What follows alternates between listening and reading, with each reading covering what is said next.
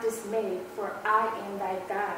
I will strengthen thee, yea, I will help thee, yea, I will uphold thee with my right hand.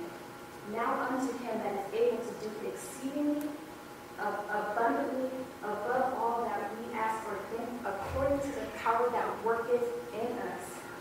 The steps of a good man are ordered by the Lord, and he delighteth in his way. Though he fall, he shall not be utterly cast down, for the Lord upholdeth him with his hand. I have been young, and now am old, yet have I not seen the righteous forsaken, nor his seed begging bread. Father God, in the name of Jesus, Lord God. Lord God, we are a people in the house of God today, Lord Jesus.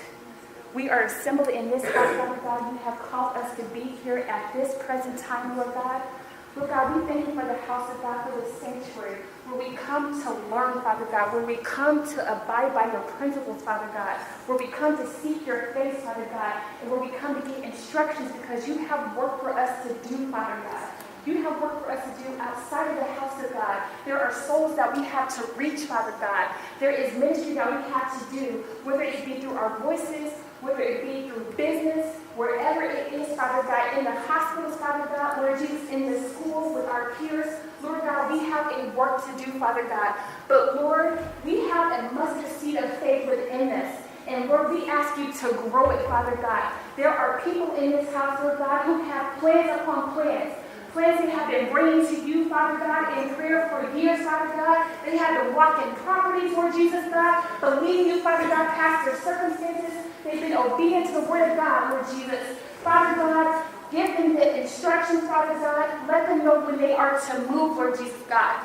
Lord God, we praise you, Father God. Lord God, we lift up your holy name, Lord Jesus, God. Lord God, you are holy, Lord Jesus, God. There is no other. Hallelujah. Lord Jesus, your eyes look true and true in the earth, Lord God. Hallelujah. You are a peculiar people, Lord Jesus, God.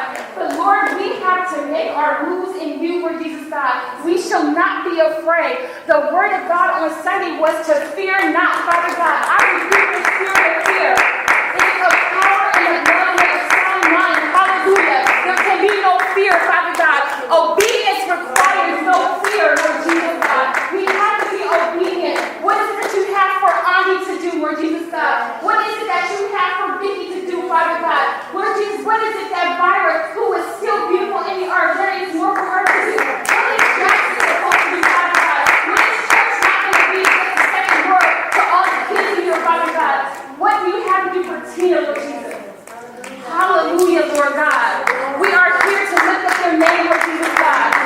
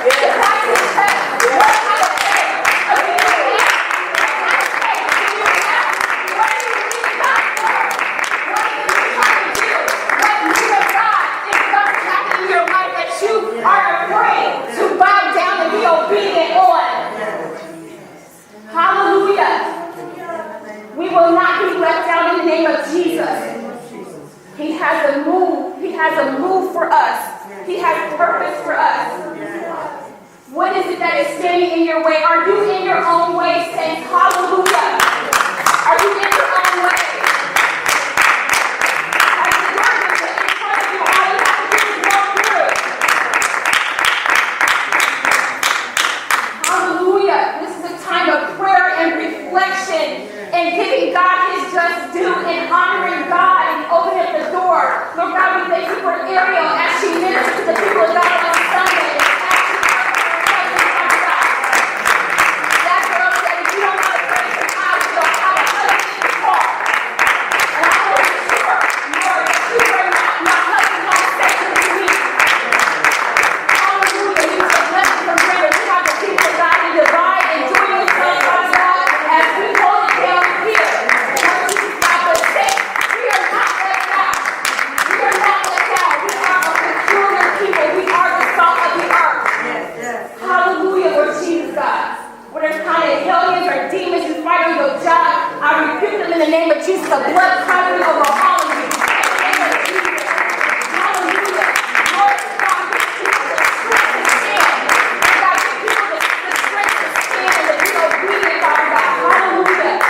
Hallelujah, Lord Jesus, God. Lord God, give them a clear mind. Give them clarity, Lord Jesus. Hallelujah. Lord God, if there's something in their bodies, Father God, that they don't know about, I ask for a healing right now in the name of Jesus. Hallelujah. Hallelujah. We cover your people. Hallelujah. Hallelujah, Lord God. Thank you, Jesus. God, we thank you for Florence coming in, Father God. Steadfast. Hallelujah. Lord God, she comes in here with such a pure heart for you, Lord Jesus, God. But this is a time to exercise your faith. Lord God, we thank you for Michelle, the woman of God, coming here, Lord Jesus, God. They know it's going to get you back and I know you're here. Lord Jesus, God.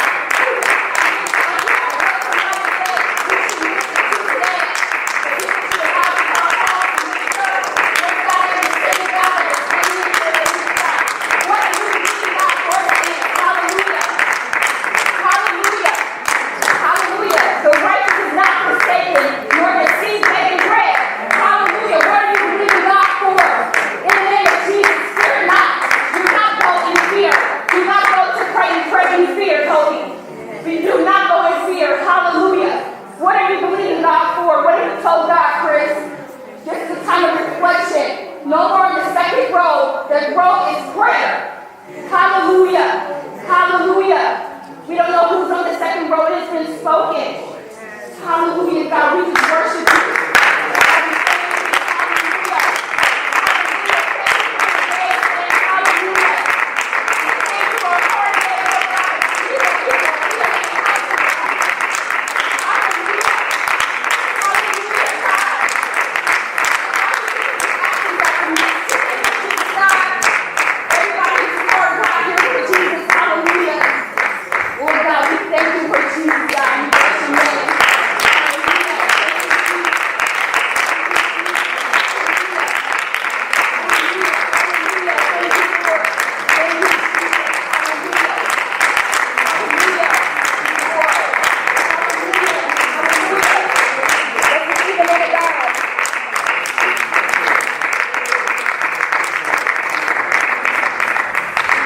Praise the Lord, saints. How y'all doing this evening? Good to see y'all. Thanks for coming out, supporting this dude. Hey, we're going to get right into it. We're going to follow the order and go home. Y'all know I'm going to be quick, so I'm just going to be obedient, do what I was instructed to do, and we going home. Be real quick. Okay, let's do our I am. So God created man in his own image. In the image of God, God created he him. Male and female created he them. And God blessed them. And God said unto them, be fruitful, and multiply, and replenish the earth, and subdue it, and have dominion over the fish of the sea, over the fowl of the air, and over every living thing that moveth upon the earth. I am the head, I am not the tail, I am above only, I am not beneath, I am abundance. I am abundance. I am increase. I am prosperity. I am singing. I am dancing. I am favor. I am a blessing to the kingdom. I am a blessing to the nations. I am a blessing to the world. I am help. I am help. I am wealth. My God shall supply all of my needs according to his riches in glory. The Lord bless thee and keep thee. The Lord make his face to shine upon thee and give grace unto thee. The Lord lifteth his countenance upon thee and give thee peace. Let's put our hands together. What's up, Chris?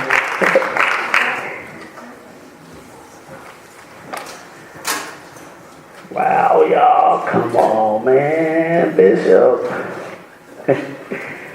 You know, I'm just going to touch on what Bishop touched on. And,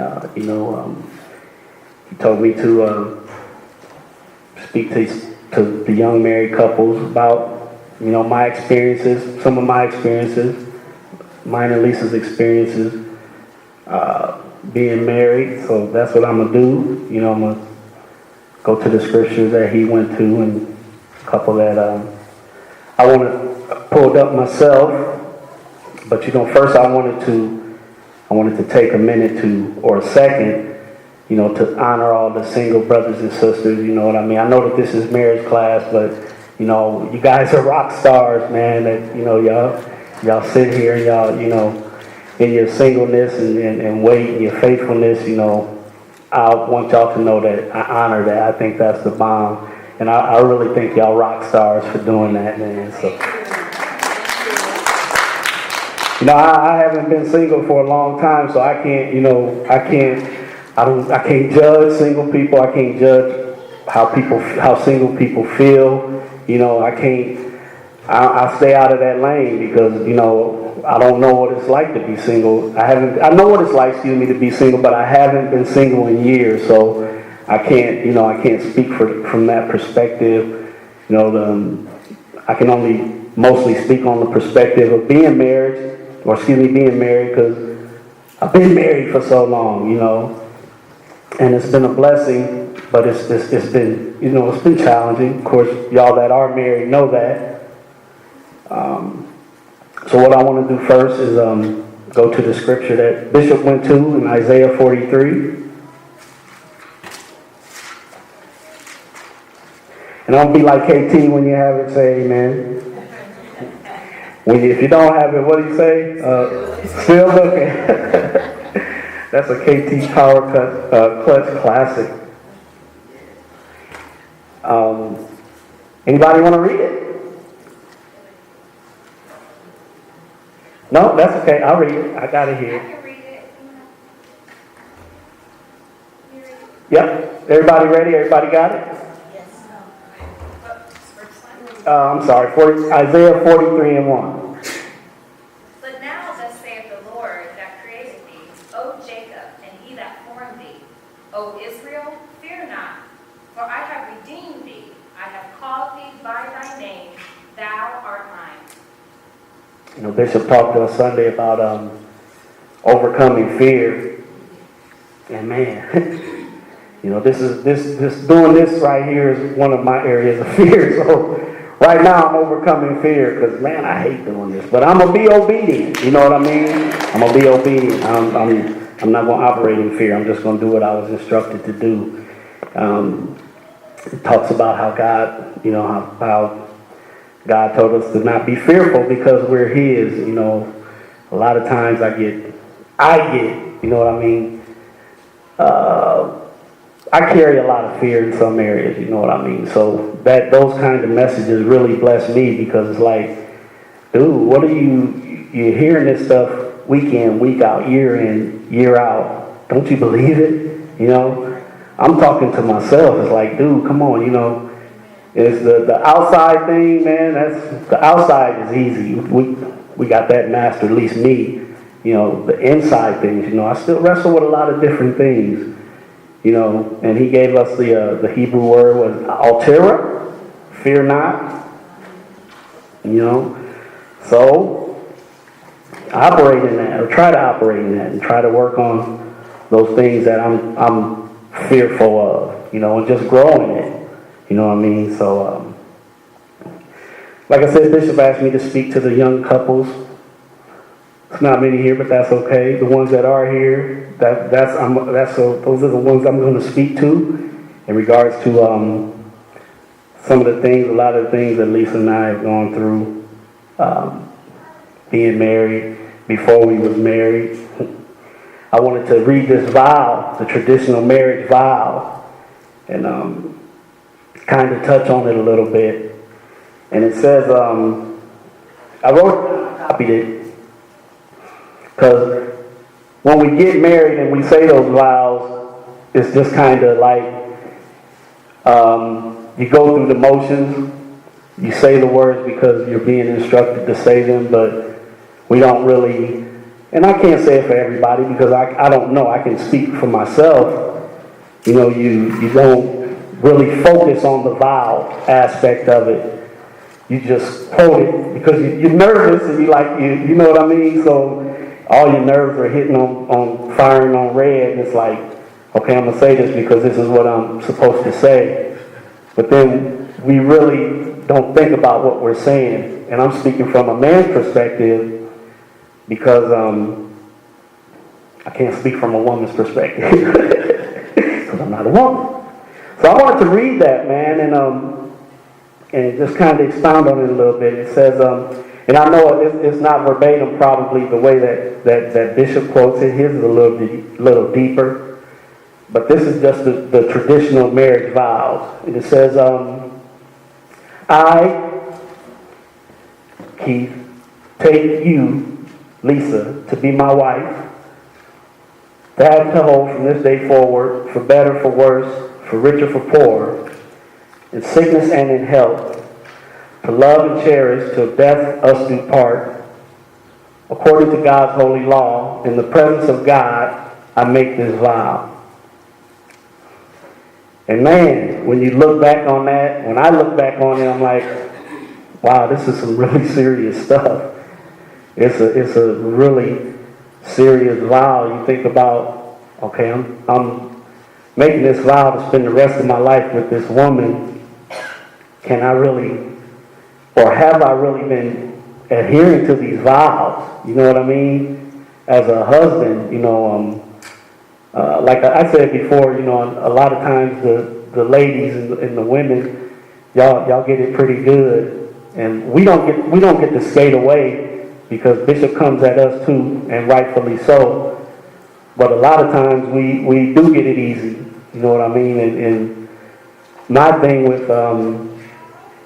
with marriage is, especially getting older and hearing so much, you know, through the word and stuff, I'm like, you know, I'm really starting to examine myself, you know, and check the areas where I make mistakes, because, you know, our differences, Lisa and I's differences are like, you know, a lot of the things we get into it about, I'll be like, she be wanting me to understand. I'm like, honey, listen, I don't think like a woman. I can't understand that.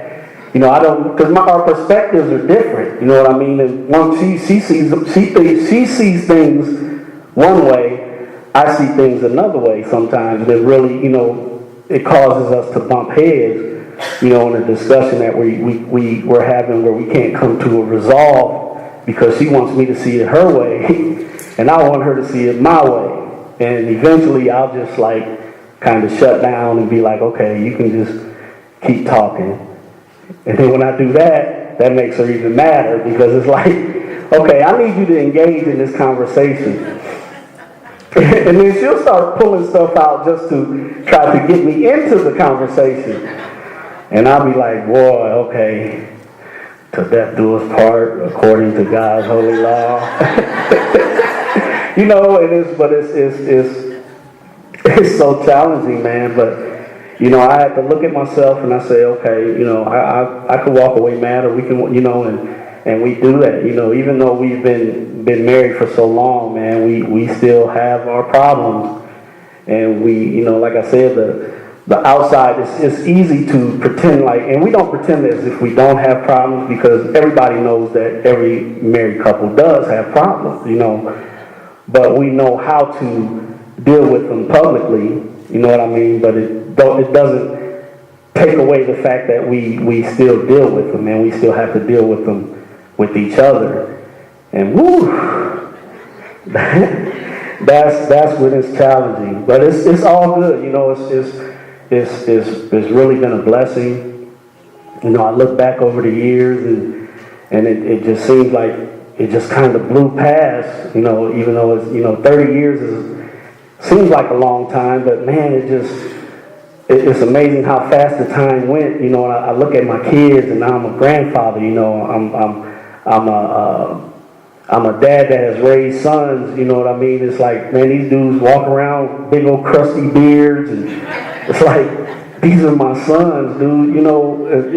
Where'd the time go? I look back when they were I think about when they were babies, and a lot of the stuff that we went through before we were actually married, and then a lot of the things that we went through after we got married when the kids were babies.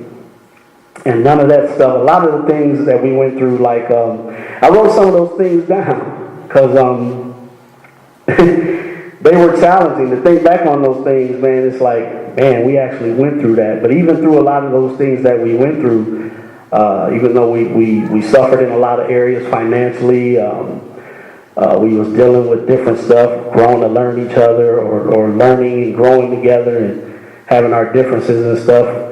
The kids really didn't, they really didn't see a lot of that. You know what I mean? We kind of kept as much of that away from them as we could. So, I mean, as far as they knew, everything was cool. But, man, we had lights getting turned off, you know what I mean? Water getting turned off. All that crazy stuff, man. Food stamps. We did the food stamps, the Section 8 thing, man. We used to rock the food stamps, y'all. Like, hey, and I come from a household. I had a good mom and a good dad. They did the best that they could with us, but we were provided for. We was kind of spoiled, so it was like, my mom probably did food stamps back in the day, but not when we were older and stuff. So I didn't really get to see none of that stuff. And so when I got with Lisa, and it was like, okay, this is different, because she was, she had Netta. I got into the relationship when her and Netta was just a baby. But, she did the food stamp thing, and I got to the point where I was like, hey, you got them food stamps? You know what I mean? It was, and I wasn't used to that, but I got used to it because I was, as I look back on it now, I didn't see that then, but I can see where it was, where God had a purpose for us in the future. I would never known that back then, because I wasn't even trying to live for God, so I had no idea. But looking back, hindsight is always 20/20. And then you look at that stuff, man. It's like, wow. I can see. I can look 30 years now and see where God was at in that. But it was challenging, man. Like I said, I don't know if I said it before, but when we got married, we paid for our wedding cake with food stamps. But nobody. I mean, we nickel and dimed our wedding, man. But it really turned out. It turned out really good and better than we expected. But we didn't have no shame, man. Y'all remember Martin's, was it Martin's Deli or Martin's Bakery? Yeah, they took food stamps and they made our cake, and we was like, hey, shoot, we finna get our cake. We was happy, man. We was excited about that, but it's a trip. When you look back at it, it's like, dang, we paid for our wedding cake with food stamps. With no pride. We were like, hey, shoot, we got our wedding cake. Took our camera, click, clack, shoot. So, I mean, stuff like that you look back on, you're like, wow, man, God really brought us a long way. Lisa said it, before, we used to catch the bus to work. When Netta, you know what I mean? Netta was little, we would catch we catch the work, the number 8, it would take us to my job first. Then, no, we take Netta to the daycare. Then we catch the bus. I got off first, she got off last, and then we reverse it coming back home. It was just crazy, man. But, I mean, that's the kind of stuff that we did to make it work. You know what I mean? We just did what we had to do, man, and it was never, it was, when I look back on it, it just wasn't really stressful, even though looking back on it, it should have been. You know what I mean? But it wasn't, man, and it was cool. Well, actually, it wasn't cool because I didn't like catching the bus. You know, man, we went through had a multiplicity of raggedy cars. You know what I mean? I wrote that down here because we had some raggedy cars, y'all. I remember, matter of fact, when we got in church, this was maybe a few years after we got in church, maybe 5, and no, it maybe had been more than that, because Sister Barlow came up to us one day and she said, man, every time I see y'all in a raggedy car. And it was, I mean, we thought it was funny, you know what I mean, but it was one of the things that help you look like, you know, or help you think like, you know what, we gotta come up.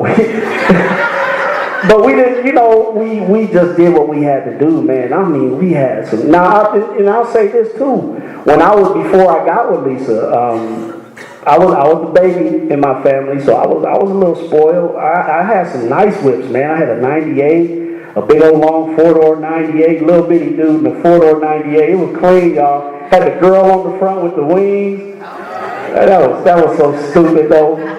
Wings.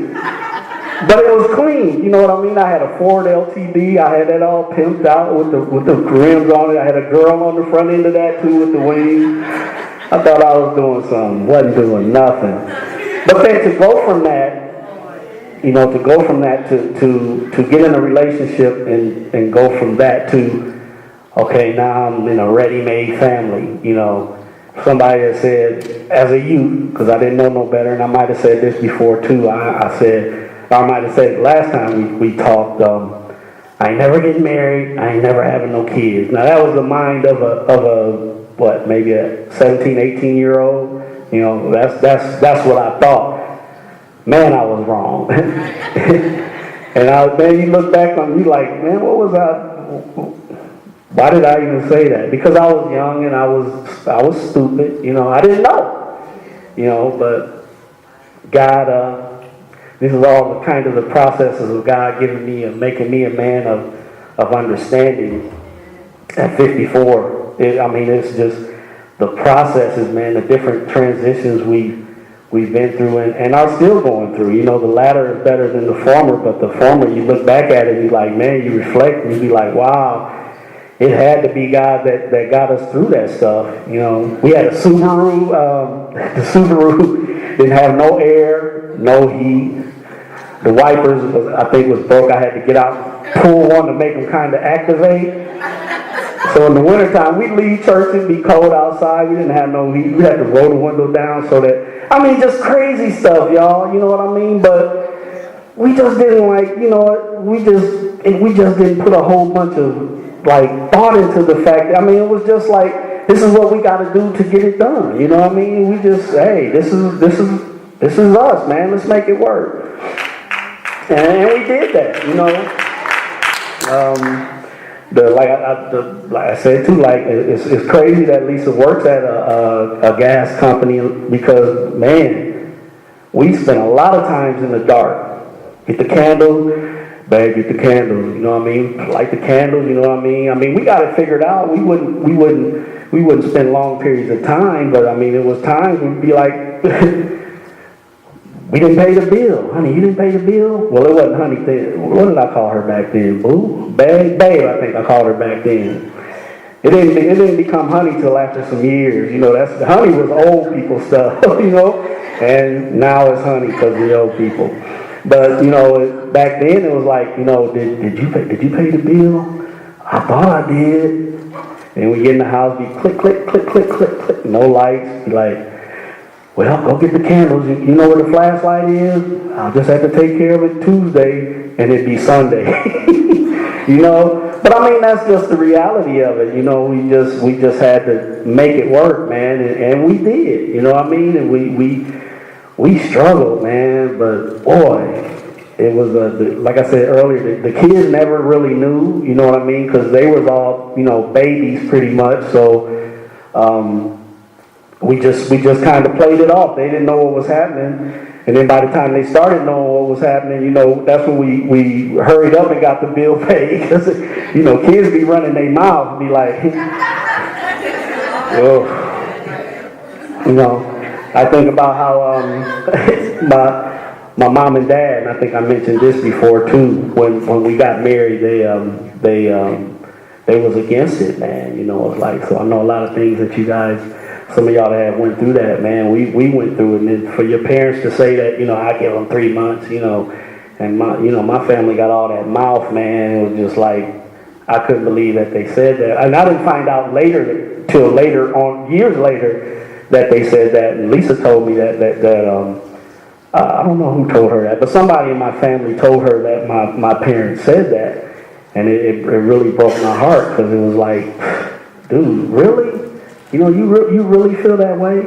And they did, so for a while, but then they had to, you know, they had to eat eggs and, you know, pull all that egg off their face. And I love my parents, y'all, I do, but, you know, we had some challenges, man. They got on my nerves, and I had to fight for my marriage. You know, I had to fight for my wife, you know, because it was like, you don't, and I said this to y'all before, you don't get to disrespect my wife. This was my choice. You know what I mean? So I had to stand up for her, because if I wouldn't have, we wouldn't have made it. My family, my mom and my sister, they would have made sure that we wouldn't have made it, because, man, they was a trip. They did some crazy stuff. But, you know, I stood strong. You know, that was my responsibility as her husband. You know, one of them vows. What was the vow? You know, I want to read the vows again to Ken and then and Moan and Roman. Them that just came in, because that's what we were talking about. That led into this conversation. We talked about the traditional marriage vows. So I went over them, and they went, you know, I take you, Lisa, to be my wife, to have and to hold from this day forward, for better or for worse. We have done the better and definitely the worse, for richer or for poor. You already know where that is. In sickness and in health, to love and cherish, till death do us part. And according to God's holy law, in the presence of God, I make this vow. And what I was saying to the saints, y'all, was that we read these vows when we get married, but we really don't. Let me go back and not say we. I'll say me, because I can't speak for everybody that made them. Don't really think about the depth of what we're saying. You know what I mean? Because when somebody gets sick, you know what I mean, you have to be there according to the vow that you made to God, you know, and to your wife, like through sickness and through health, you know.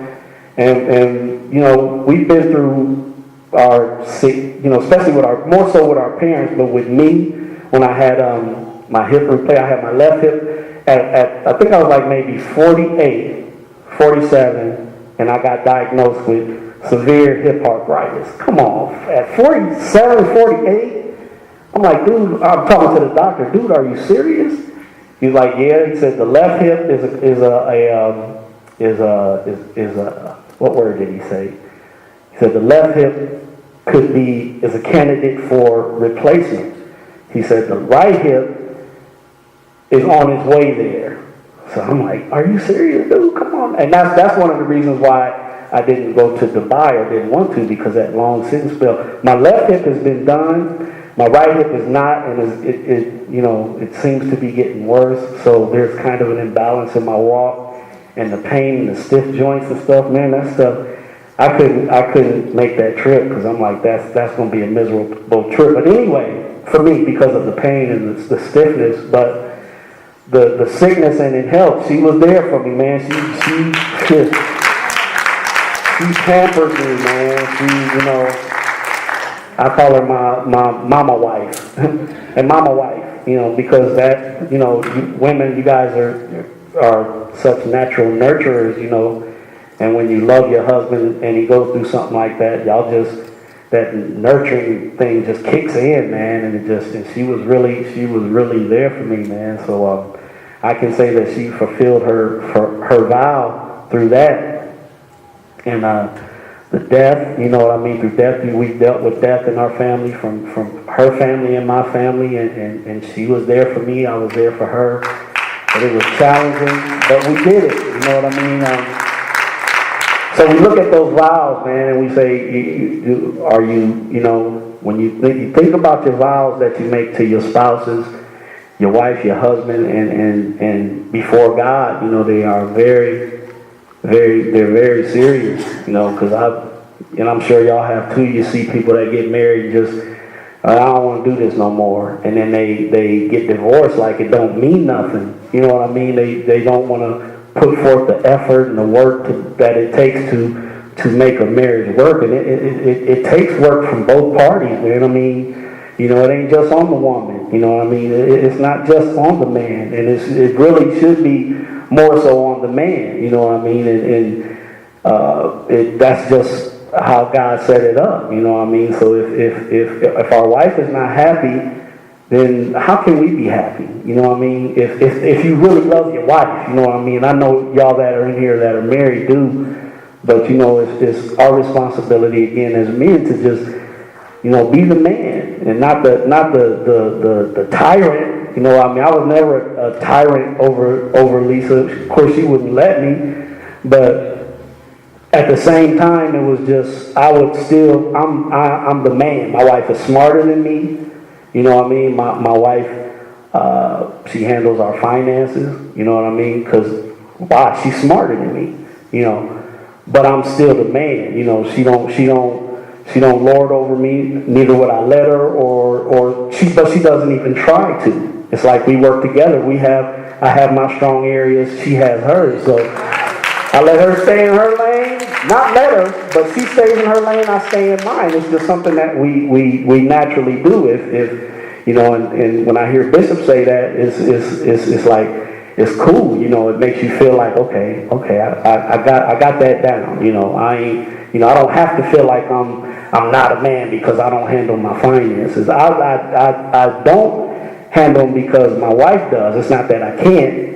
And that's kind of bad too, because if heaven forbid, God forbid something was to happen to her, it's a lot of things I would need to catch up to. And I could, and I would, but I'd rather not. You know what I mean? But that's one of the things that we've never had a problem with. It was never on our finances, even before we got married. It was never my money, your money. The dynamics of our relationship didn't work like that because it was like, what do you need? What do you I was falling in love with this girl. I'm like, what do you need? Okay, I got you. I do my part. She put her part with it, and we get it done. You know what I mean? But it was never then once we got married, we had already operated in those principles when we was living in sin. So I'm not glorifying the fact that we weren't married before we got together, but we just worked together always. You know what I mean? And it worked. You know what I mean? God blessed it, and it worked. So I thank God for that. So, but it was work. Let me talk about some of the other stuff. I was telling them before y'all guys came in that we had when we got married, we got our wedding cake with food stamps.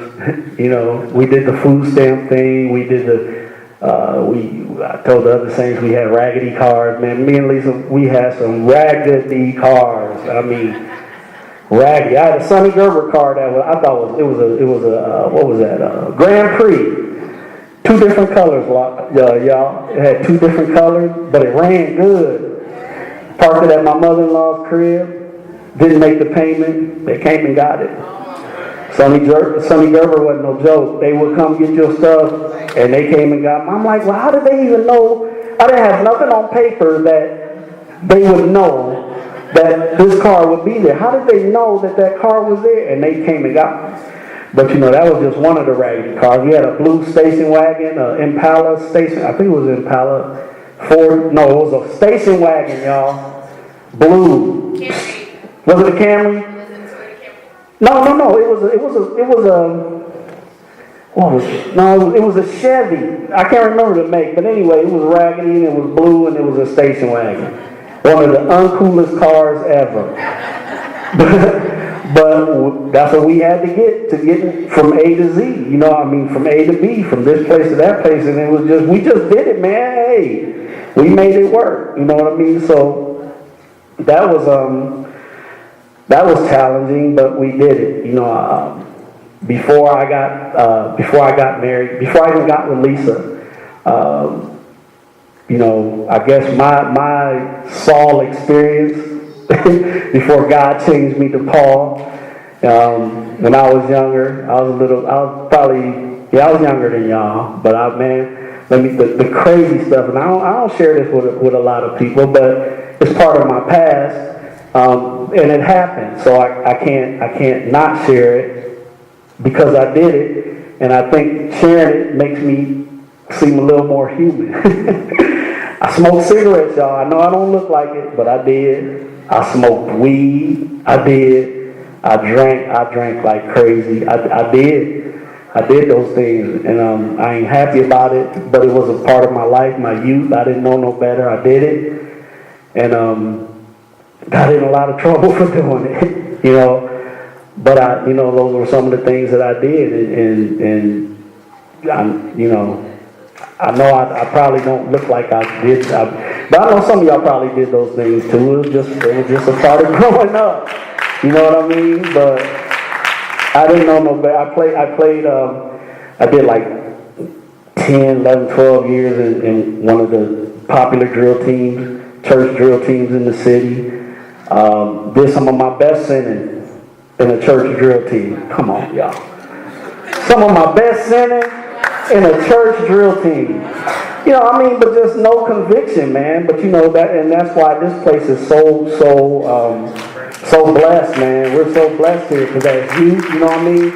We wasn't hearing this stuff, you know. And I grew up Baptist, you know, and I'm not hating on Baptists. I'm just saying my experience with the Baptist church there was no conviction, you know what I mean? There was no they didn't teach the Holy. When I got here and started hearing Bishop talk about the Holy Ghost and being filled, and that's just one of the prerequisites, and I'm like, I ain't never heard this stuff, man. You know, I kind of got an attitude because it was like, why did they not tell us this? You know what I mean? How could they not tell us this stuff? If this is crucial to my soul, because once I got at Grace, that's when I had my mind made up. You know, I was like, if I'm going to be in church, I'm going to be in church. You know what I mean? I'm not going to play with it. You know, I didn't understand. There's a whole lot I didn't understand. You know, like in Sunday school, we talked about being baptized. I've been baptized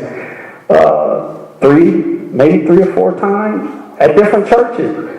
And when I got here, it was like, you know, Minister Coleman baptized me over on 22nd Street, and he kept trying to explain to me, it's the name, Keith, it's the name. I was like, but dude, I've been baptized already. He was like, Keith, no, it's the name, man. And I just couldn't, my mind couldn't understand, I couldn't comprehend it. I'm like, what's the difference, you know?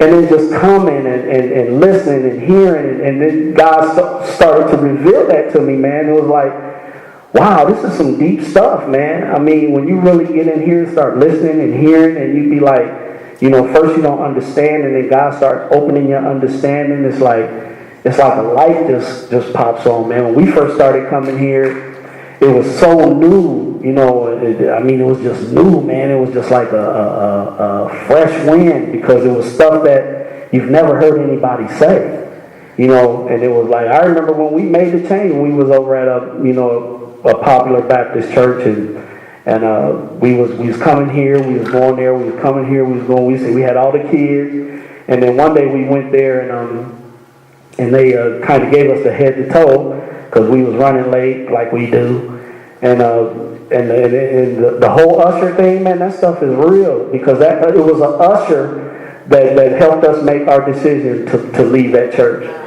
You know, because we came in there. Look, here I am with this man, and I got this woman with these kids, and we coming into church to try to be and do something different. And you look at us and make us feel like, why are we here? You know, you late, wait, you know. And it was in the balcony too. But she didn't say nothing. She didn't have to. Her look said it all. And when we left there, I think that wasn't the last time that I went to the church, but it was the last time I was a member of that church. Because after that, we started coming here regularly, because it was like, man, I'm not, that to me, that hurt my soul. And this was a place where I grew up at, and it was like, my family didn't deserve that. And if that's how you gonna treat me, I'm out. Plus, I got somewhere over here I want to go anyway, and which was here. And it was God. You know, that was the pull. God was pulling us over here, because this is where it's obvious that this is where He wanted us to be, and this is where we've been for the past 28 years, something like that. So it's been a roller coaster, like Bishop said. That, you know, the vicissitudes, man. You got your peaks and you got your valleys, but we just keep going, man. You know what I mean? We old trees now. Old trees are hard to bend, but you know, when you over here, you gotta bend, because God expects, you know, the more He shows you, the more He expects of you, man. And we keep going. You know what I mean? So I thank God for that transformation. You know, what else did I want to talk about? I got some stuff written down here, so y'all kind of be patient with me as I look at this, you know. It's another thing I wanted to share with you guys, how before Lisa and I got together, and something crazy that I look back on, and I don't share with a lot of people, because it was a dark period for me. And it was really one of those times where I can look back and say I should be dead, you know. And I'm just a young teenager, but it happened to me, and I was, you know, doing all the stuff that I said I was doing, drinking, smoking, you know. And our hangout back then was Godfathers. Some of y'all remember that. Godfathers up on Ames Street. You know, we leave the football game at Northwest or Central, and we go up to Godfathers. Godfathers was a spot. Then they had a game room next to it called Signals.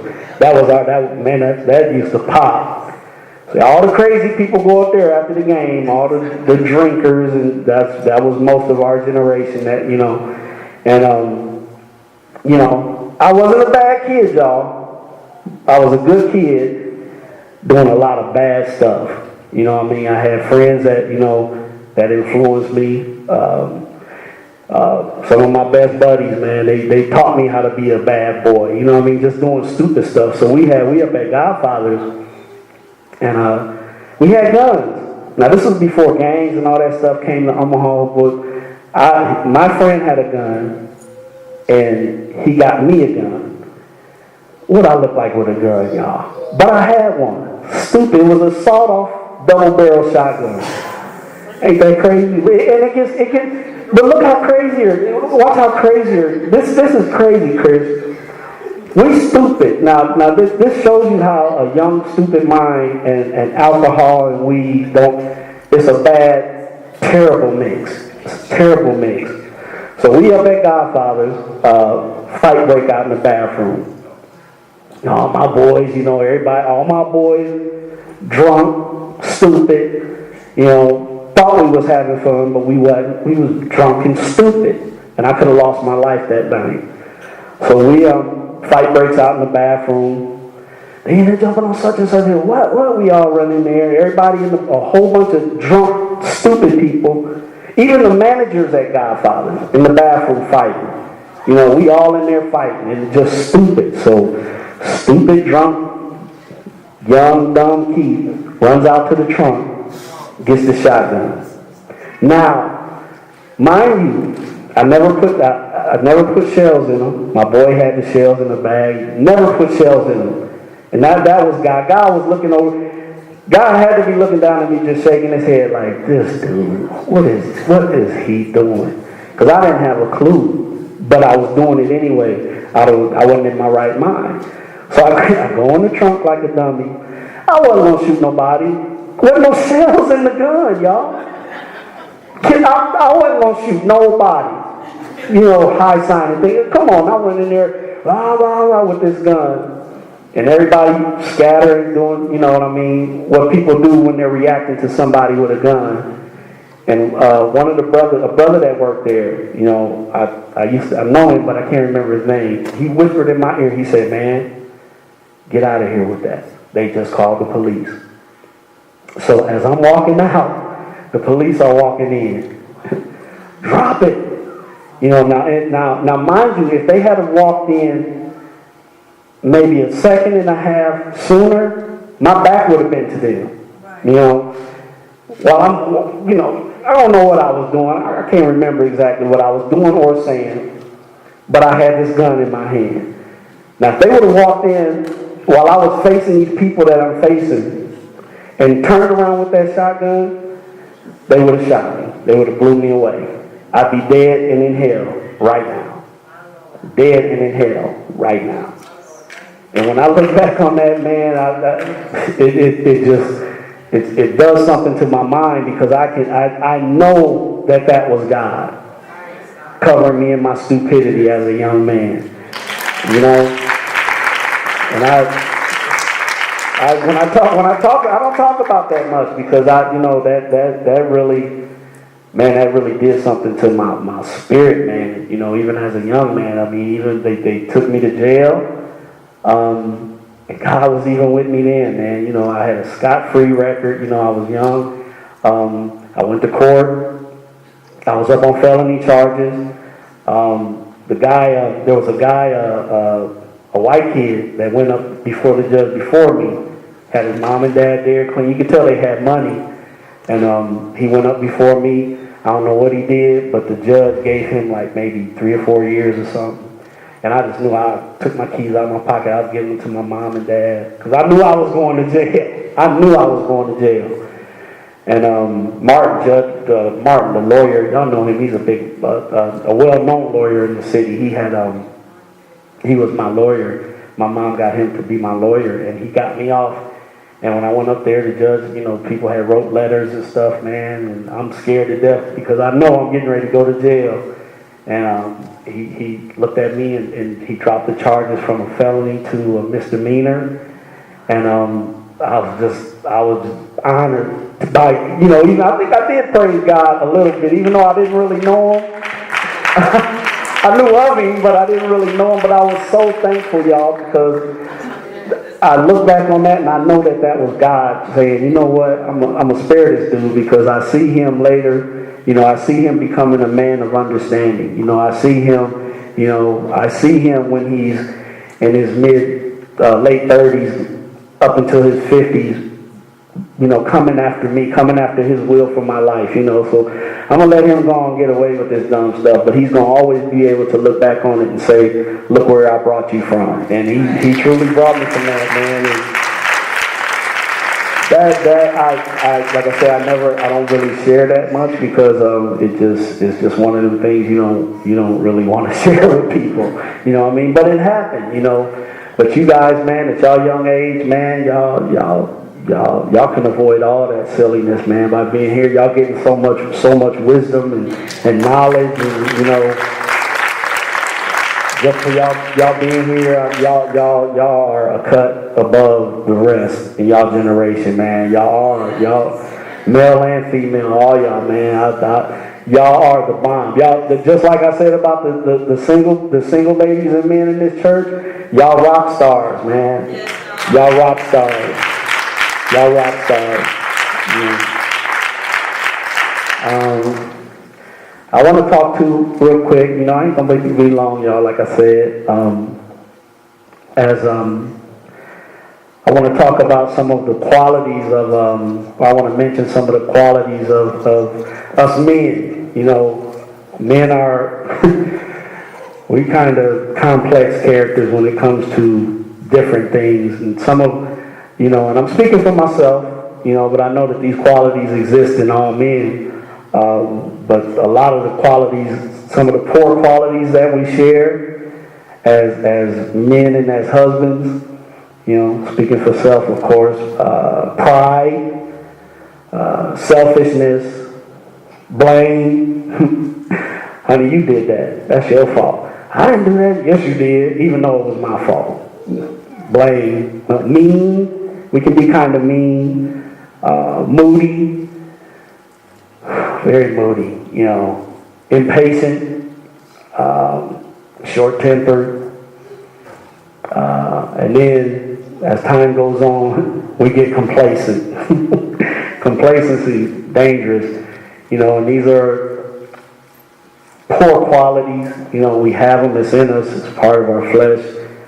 But as husbands, it's our responsibility to overcome these things, you know what I mean, and at least work on them. You know, we a lot of times we try to fix our wives without fixing ourselves, you know what I mean? And I'm speaking for myself, man, because I know me. You know, these things are me. You know what I mean? It's like, hey, it's your fault. You know, you did this. You did this. You know, and another thing that I've seen, one of the terrible qualities of men. Now this one ain't me as much, but it is one of men's terrible qualities, and that's the lust of the eyes. You know what I mean? Men are just men, and that don't justify some of the things that we wrestle with, and some of the things that we go with or go through, and some of the things that we allow ourselves to suffer, or not suffer, but cause our wives to suffer. You know what I mean?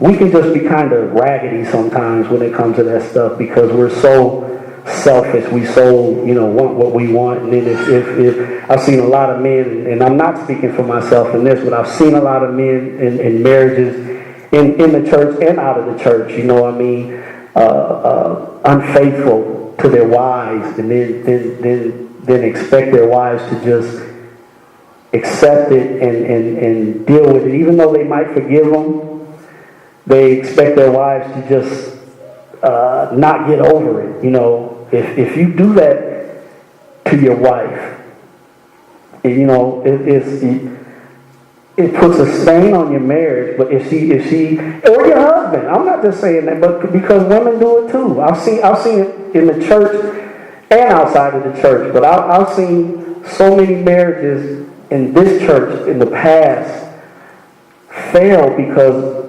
men and women have cheated on their wives. I know some of them personally. It's like, dude, you wrong. You know, and you can't expect her to just forget that as if it didn't happen. You did that. You know, you did it regardless of what y'all was going through in your marriage. You know, you didn't have to do that. You know, and if you did it, take responsibility for it, and at least accept the fact that you're going to have to comfort her if she forgives you. You're going to have to comfort her through it. You know what I mean? I said something to my wife recently, and I think I mentioned this the last time I spoke. And you know, we say things without thinking about the consequences of our words. You know what I mean? And that's male and female, but I'm speaking from a husband and a male perspective. We say a lot of things that we don't think about the consequences of. You know what I mean? We just blurt out words in anger, you know, blah, you know what I mean? And it's like, you leave her with that. You know, I said something to my wife, not intending to hurt her, you know what I mean? And it really hurt her. And I didn't realize that it hurt her so bad, because in my mind, I'm like, it just ain't as bad as you making it sound. But I'm not her, you know what I mean? I'm not the recipient of what I said to her, you know. And she, you know, women, I know you ladies are a lot more sensitive and emotional than men, so a lot of times we don't, matter of fact, most times we don't think with emotion, you know, we don't think about that kind of stuff because we're not wired like that. So we just say stuff, and then they're left to deal with it and digest it, and then if they get mad about it, we like, why are you mad? You know, why are you mad? It don't even mean what you think it means. But what does it mean to them? You know what I mean? You hurt them. You know what I mean? So it's my responsibility to fix that hurt, you know. Now, if you say that you forgive me for hurting you, forgive me. And let's work on getting past it. But we can't keep reliving it. If we're going to keep reliving it, then you didn't forgive me. You know, forgiveness is, and I understand forgiveness is not forgetting. You know what I mean? You don't forget it, but you forgive. If you forgive me, then let's not keep going back and reliving it. If we're going to get past it, let's communicate in a way to where we're trying to get past it. You know, instead of just always going back to that and then saying, well, we working on it. You don't want to talk about it. You don't want to deal with it. Well, it's not that, but I mean, let's resolve it. How do we work on getting past it? And then if we call ourselves Christians, we come in here and hear this word week after week after week after week. Just because we get mad, we can't let the fact that, okay, now we're not Christian no more. Now none of the stuff we prayed about matters anymore. Now we just gonna be carnal. We just gonna handle this thing ourselves. And that's what gets us in more and more deeper and deeper trouble with each other, because you know, we can't, if we're going to be spiritual, we're going to be spiritual. This is a spiritual issue. You know what I mean? We can't take the spiritual out of it. Now we try to deal with it and try to understand it from a carnal perspective. And that's hard to do. You know what I mean? Because we all got feelings. You know, I tell my wife that all the time. I say, honey, your feelings aren't the only feelings that matter in this relationship. You know, I got feelings too. You know, I may not express them the way that you do, but I got feelings. And so, you know, my feelings matter. You know, so if I say that I feel a certain kind, you can't expect me to just, you can't expect me to respect your feelings without you respecting mine. You know, I mean, it's equal, and that's a part of making the marriage work. You guys work together at it. You know, you deal with each other's feelings. You know what I mean, and you respect each other's feelings. You respect each other's thoughts. You respect. You think that you put thought into that stuff, man. And then, you know, if you're wrong, you're wrong. I'm wrong, honey. I messed up. You know, I'm sorry. And sometimes, you know, sorry ain't enough, but at least start there. You know what I mean? And sometimes as men, that's just hard to do, you know. But we have to do it, you know. If we want to make our marriage a successful marriage and happy marriage and it's peaceful. And I'm gonna say this, which is the truth. I may have said it before, but a happy wife, Chris, Mo, I know y'all know it. Roman, Ken, Bo, I know y'all know it. Mike, Tim. A happy wife. Steph gonna learn it too. Steph gonna learn it. Durrell, a happy wife, a happy life. Man, if she's happy, oh my goodness. That crazy one I got, I try to keep, and I fell at it a lot too. I fell because I can make her mad. I can, y'all ain't seen Lisa mad. Y'all haven't. I can make her mad, like I can make her mad, you know. And that just disrupts the whole. Like when Bishop say stuff like, you know, don't wake up with, you know, talking about bills, or don't wake up fussing at each other. Don't wake, man. We've done those things. We've done those things. And I'm not, you know, I don't like to really talk in the morning, and Lisa likes to talk all the time. Y'all know that. You know, I don't like to talk in the morning, man. Lisa wakes up on 10. You know, and I'll be like, honey, listen. Let me wait. It's too early. But there's been, you know, times in our relationship, mostly in the past, that we woke up and you know, talked about things, started our day in a way that we shouldn't have. You know, she might say something to me and I'll snap, and then she's snapping back, and then I go to work. She go to work, you know, just miserable. And it's like, you know, now everybody at your job is making you mad because you already mad because she woke you up and made you mad, or I woke her up and made her mad, man. It's just, you know, that's really true when he says those things, you know what I mean? So be cognizant of that in your marriage, you know what I mean? and just, if you can, you know, try not to do those things. You know, some of the things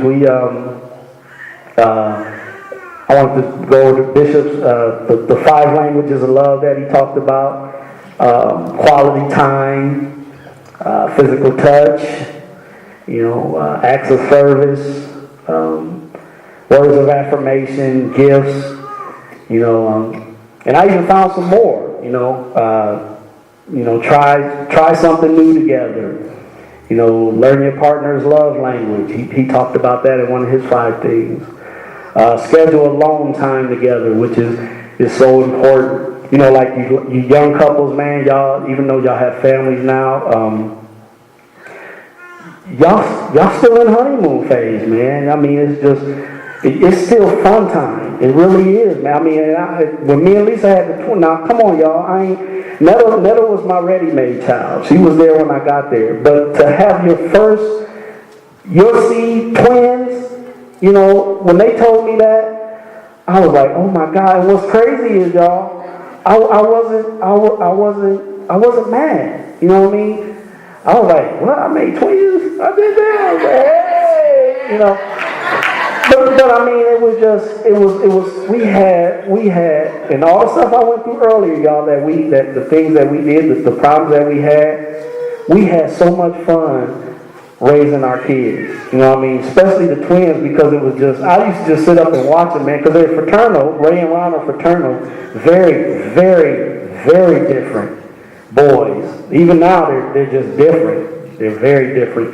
But to watch them as babies, man, you know, we just used to laugh, man. I look at them dudes and like, man, them dudes is funny. And then it was crazy because they look at you like they know that they're making you laugh, and they would just keep doing stuff, you know.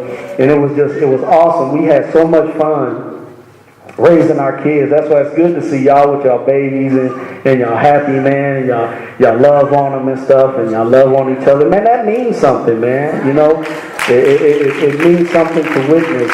You know what I mean? And y'all got the best of both worlds. Even with y'all trials and y'all problems and tribulations, y'all got all this word, man. Y'all got somebody supporting y'all. Y'all have a church family. Y'all have a pastor and a church family that supports y'all. You know what I mean? It ain't a lot of people getting that, y'all. It's not a lot of young couples getting that stuff, man. They not, you know, and that's why a lot of couples fail, because they don't have the support of the parents. You know, this kind of support is unheard of. It's you know, and one thing I remember Bishop saying, and when he preached about before, was what's the answer to a lot of the yellow tape in the city, the murders and stuff like that. He said that's the answer, and that's so true, man. Because, fam, you know what I mean?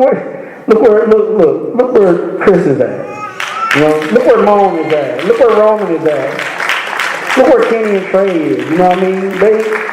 Come on, man. They could be somewhere else doing their own thing. You know what I mean? And most cats they age are. You know what I mean? Day in them, day out. You know, Ariel. Come on, Ariel and Steph. You know what I mean? That means something, man.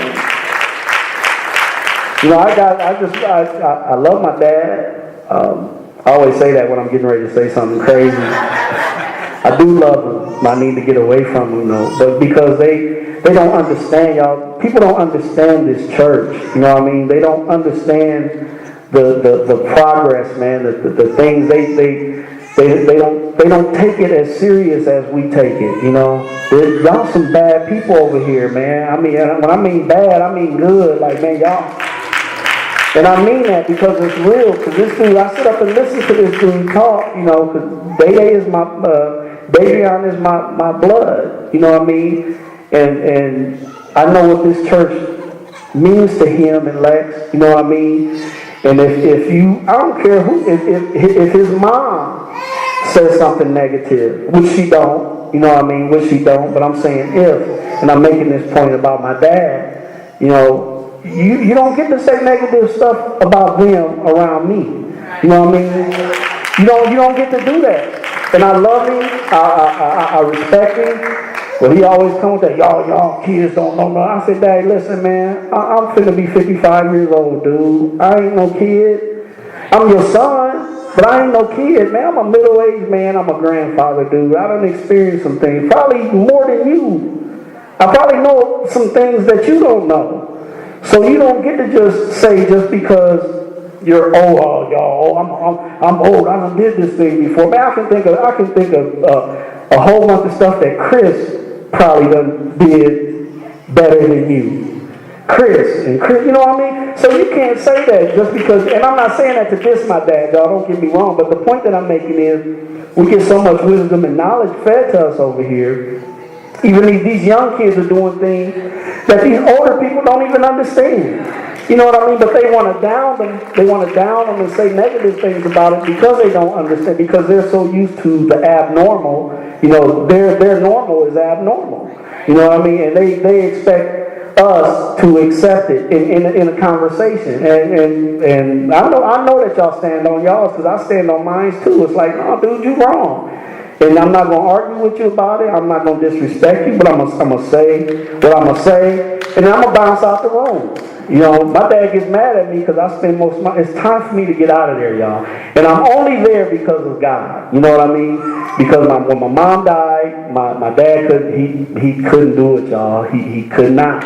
And Bo Tracy knows, he couldn't be by himself. He was a wreck.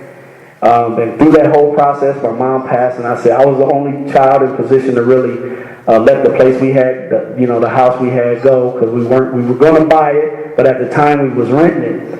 And man, I loved that house, but I had to let it go because I had to be a son to my dad. You know. So with the permission, not the permission, but with my wife's agreement, we agreed together, you know, let's go back and help Daddy. You know, we in the position, James is buying this house, Robin, she'll kill me, you know what I mean? So let's you know, go on back over there and help Daddy out. That's what I did. And Daddy, he done went through a point where we almost lost his life. We almost lost him, but God, you know, and I know it's because of the prayers of the righteous. They avail much, you know what I mean? I know it was that. You know what I mean? Now he's probably back to about maybe 89, 90%, driving me crazy, y'all. And it's just time for me to go. You know what I mean? It's time for us to get, you know, but we have to do it right. You know what I mean? You know, because I know a lot of times I'll be ready to just, you know, look, pops, I'm out.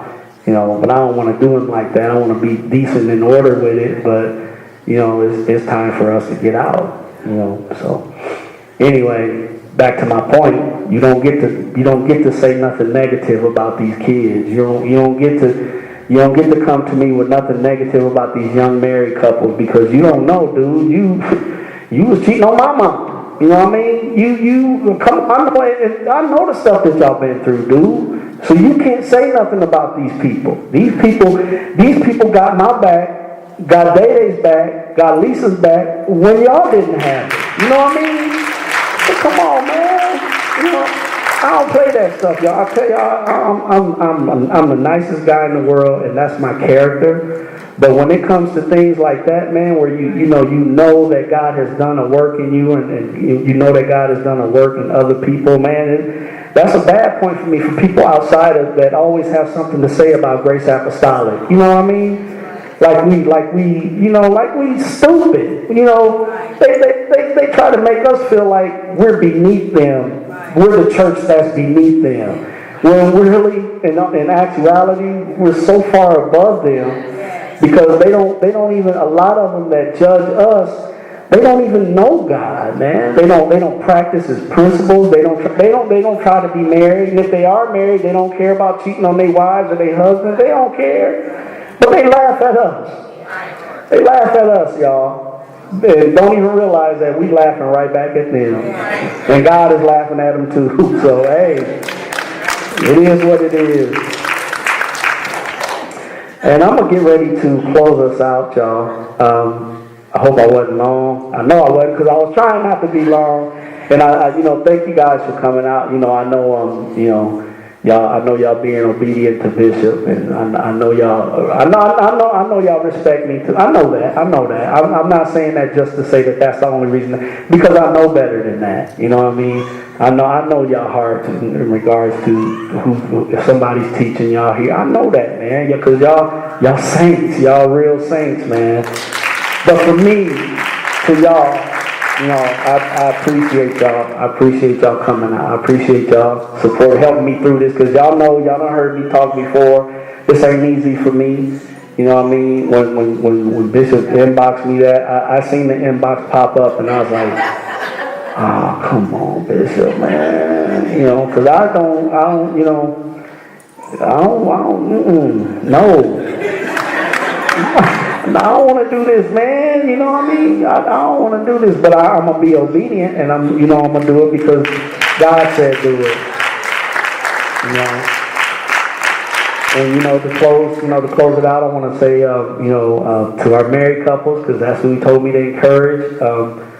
Based off of some of our experience, some of the, I just want to tell y'all some of the crazy things that me and Lisa does, just our personal stuff, because I know all of y'all have that, you know what I mean, but and this ain't, I don't want to disrespect y'all, but I'm just being real, me and Lisa talk nasty to each other, you know what I mean. These are the things that strengthen our marriage.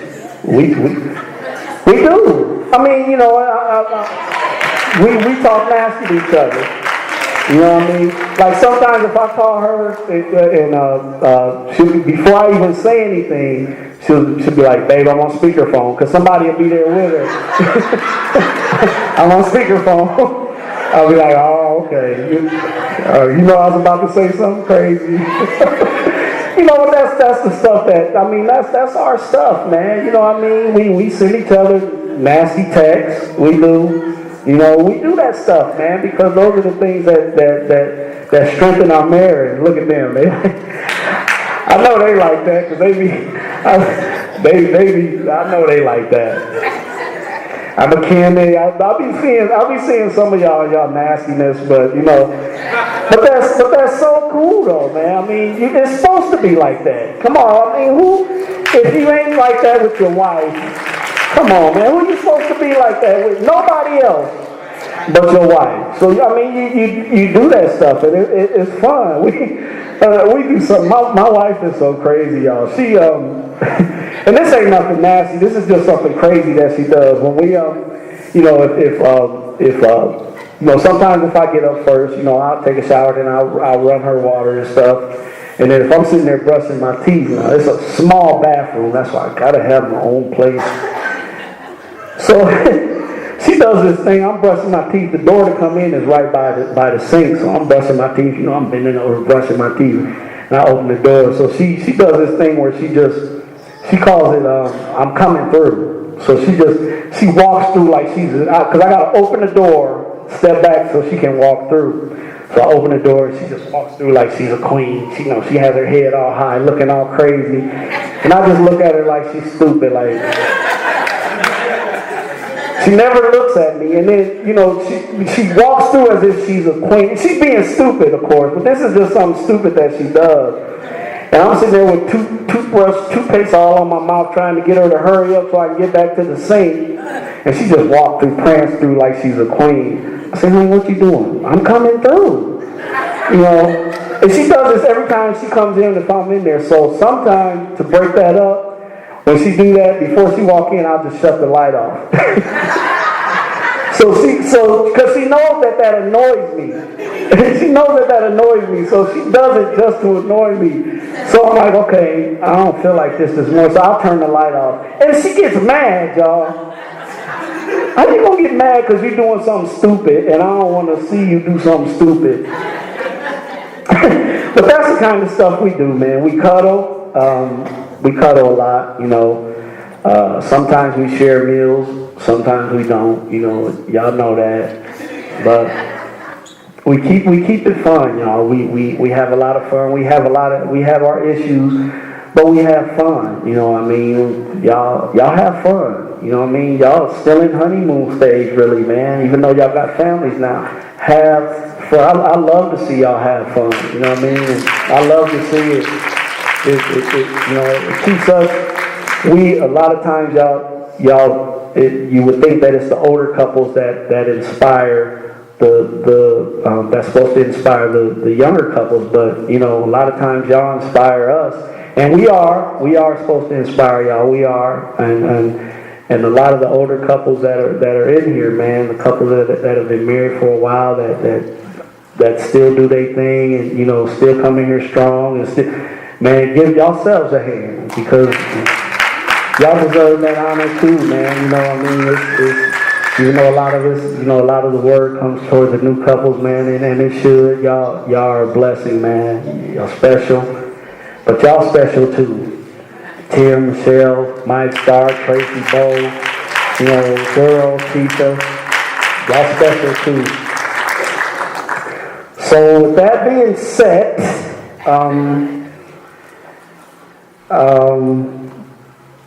we're gonna have an altar call. Can we have an altar call? And you know, God kind of pressed it upon my heart to have Sister Angelique pray, you know what I mean, for the saints, for altar call, you know what I mean. I don't know why, but he just said, have Sister Angelique pray for the saints tonight. And pray for, you know, pray for our families, all our families that's over in Dubai, y'all. Oh, thank you, sir.